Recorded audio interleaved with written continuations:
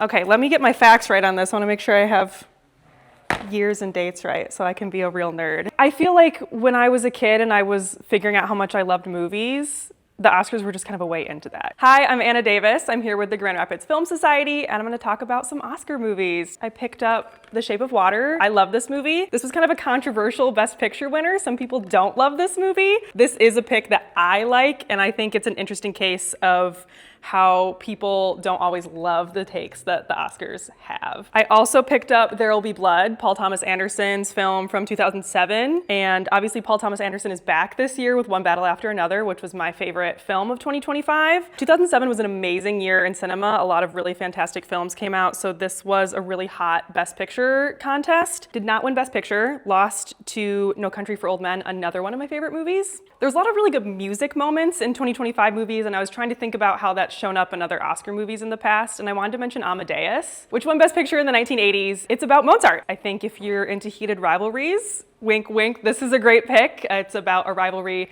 between Mozart and Salieri. Like, you can turn it up really loud and have a good time watching it. I was thinking about the movie Sentimental Value, which came out in 2025, and a huge part of that movie is the home. And another Best Picture winner that kind of centers a home is Rebecca from 1940. It's Alfred Hitchcock's American directorial debut, his only film to win Best Picture. If you're scared of old movies, I say give it a chance. It's a really cool Gothic story, and the home is at the center of it, and it's just a really awesome movie. One pick that I wanted to mention that did not win Best Picture, but that I love so much is Network. It is the 50th anniversary of Network. It came out in 1976, and to me it feels just as relevant today as it did when it came out 50 years ago.